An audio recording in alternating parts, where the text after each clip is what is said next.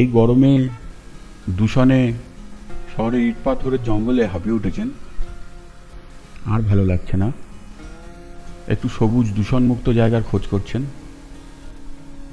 কিন্তু এই গরমে বেশি দূর যেতেও ইচ্ছা করছে না।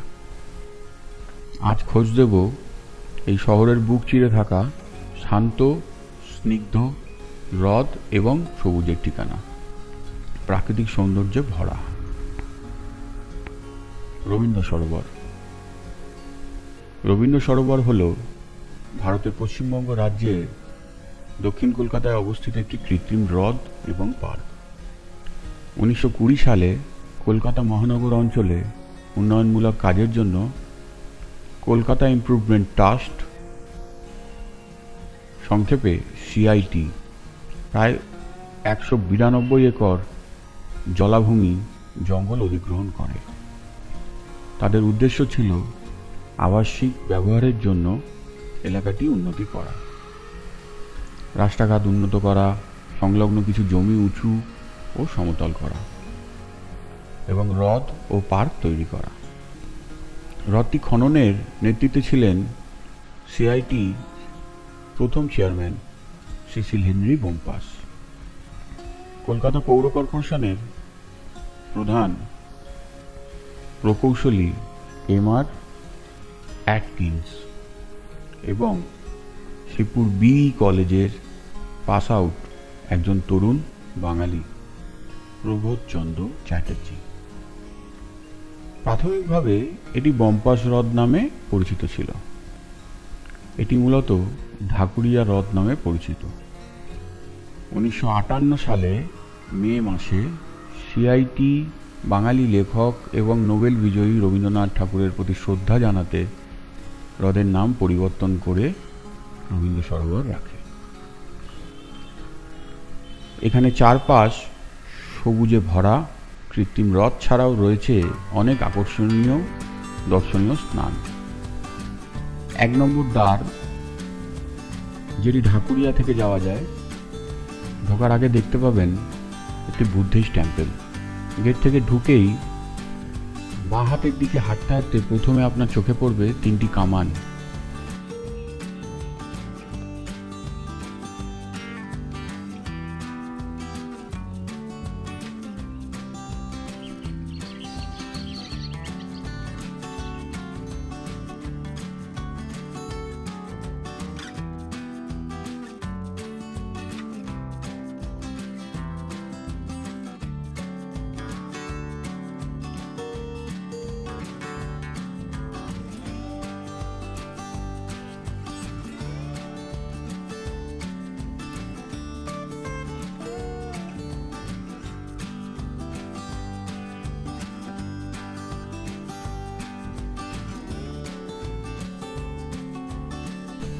তারপর কিছুটা এগিয়ে দেখতে পাবেন মা দুর্গা সংগ্রহশালা।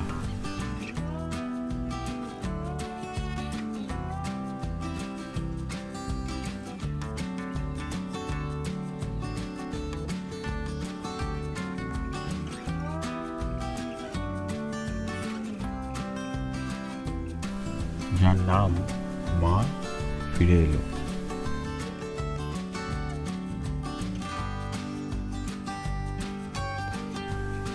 এখানে কলকাতার বিখ্যাত সব দুর্গা মূর্তি সংগ্রহ করা আছে।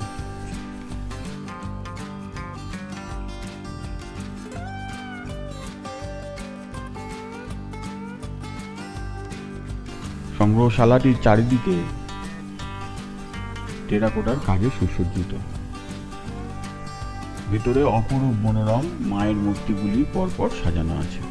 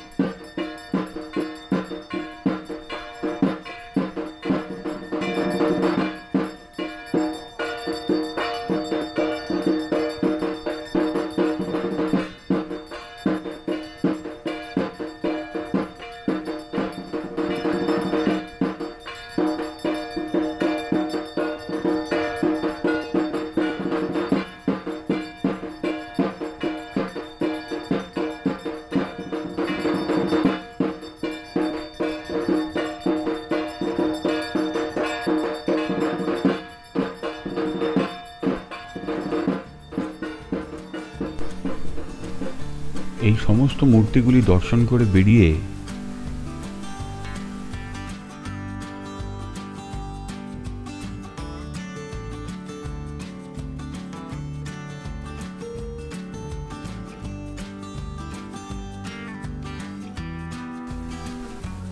আপনি 3 নম্বর দ্বার থেকে অর্থাৎ লেক গার্ডেন্স রেল স্টেশনের দিক থেকে বেরিয়ে যেতে পারবেন। তারপর এখানে অনেকগুলি দ্বার আছে, যেখান থেকে অনেক কিছু দেখার আছে। প্রত্যেকটি পুঙ্খানুপুঙ্খভাবে বিভিন্ন পর্বে তুলে ধরব, নজর রাখবেন।